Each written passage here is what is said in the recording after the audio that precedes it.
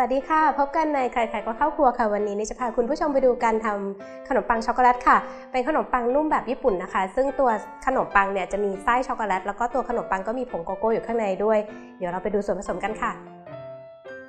เรามาดูส่วนผสมของช็อกโกปังกันค่ะมีแป้งขนมปังแป้งเค้กนมผงค่ะผงโกโก้ยีสต์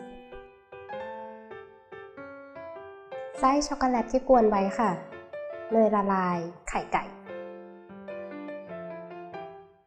น้ำเปล่าค่ะน้ำตาลเกลือส่วนผสมครบแล้วไปดูวิธีการทำกันค่ะเรามาดูวิธีการทำขนมปังช็อกโกแลตกันค่ะก่อนอื่นนะคะเราก็ใส่แป้งเราแยกส่วนกันนะคะเป็นส่วนแห้งกับส่วนเปียกอันนี้เป็นแป้ง2ชนิดนะคะแป้งเค้กกับแป้งขนมปังแล้วก็นมผงค่ะ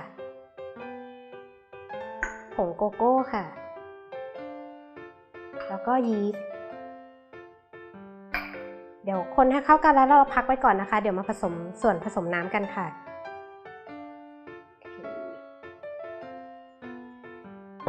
ส่วนผสมน้ำนะคะเราก็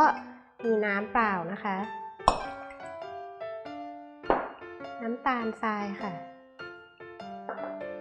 เกลือแล้วก็ไข่ไก่ค่ะ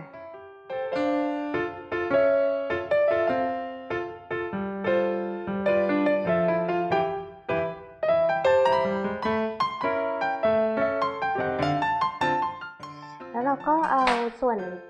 แห้งนะคะค่อยๆเทใส่ลงไปในส่วนเปียกแล้วเดี๋ยวเราคนให้เข้ากันค่ะ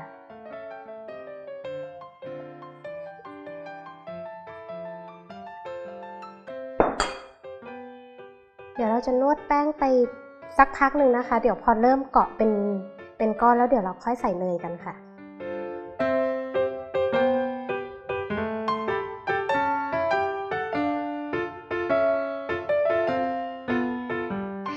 ตอนนี้เริ่มจับตัวกันเป็นก้อนนะคะเดี๋ยวเราค่อยๆใส่เนยค่ะเนยละลายมานะคะไม่ต้องกลัวว่า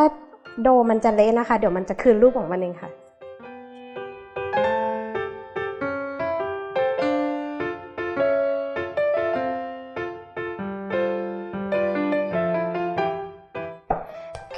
เรานวดได้ระยะหนึ่งแล้วนะคะพอเริ่มเป็นโดแล้วเดี๋ยวเราจะพักแป้งไว้ประมาณ1 ชั่วโมงค่ะเดี๋ยวมาดูการทำกันต่อค่ะตอนนี้ขนมปังช็อกโกแลตที่เราพักไว้1 ชั่วโมงนะคะก็ขึ้นเต็มที่นะคะเดี๋ยวเราจะมาแบ่งแป้งเป็นก้อนกลมกันค่ะ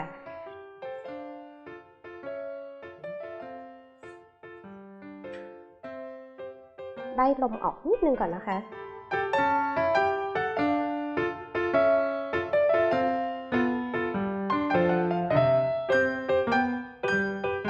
แบ่งแป้งกันนะคะถ้ามีตาช่างนะคะช่างแป้งประมาณก้อนละ 30-40 กรัมค่ะ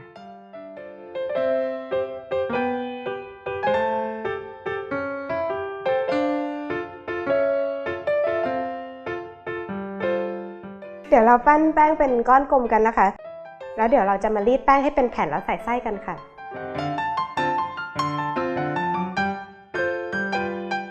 ตอนนี้เราปั้นก้อนกลมเสร็จแล้วนะคะเดี๋ยวเราจะมารีดแล้วก็ใส่ไส้กันค่ะ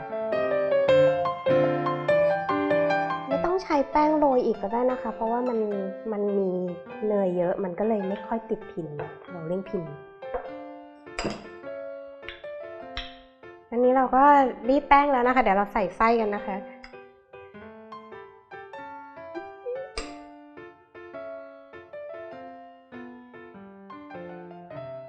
เก็บตะเข็บให้เรียบร้อยนะคะไม่งั้นเดี๋ยวไส้แตกข้างล่าง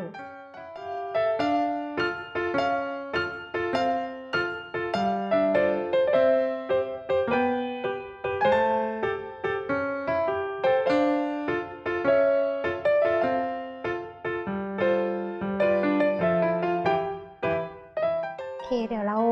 จะพักแป้งไว้ประมาณ20 นาทีถึง 30 นาทีนะคะ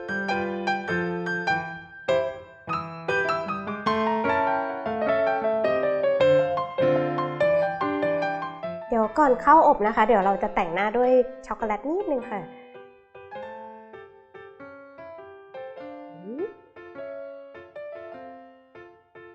แล้วเดี๋ยวเราเข้าอบที่ไฟบนล่างนะคะ200องศาค่ะประมาณ 15-20 นาทีค่ะแล้วแต่ขนาดที่เราปั้นนะคะไปดูตอนอบเสร็จกันค่ะ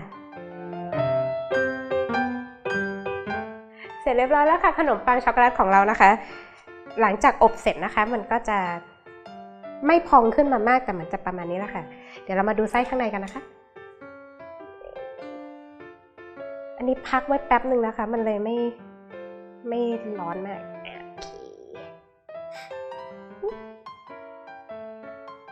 เดี๋ยวมาติดตามวิธีการทำขนมปังโฮมเบคแฮนด์เมดกับนี้ได้ที่ foodtower.tv ค่ะพบกันใหม่คราวหน้าสวัสดีค่ะ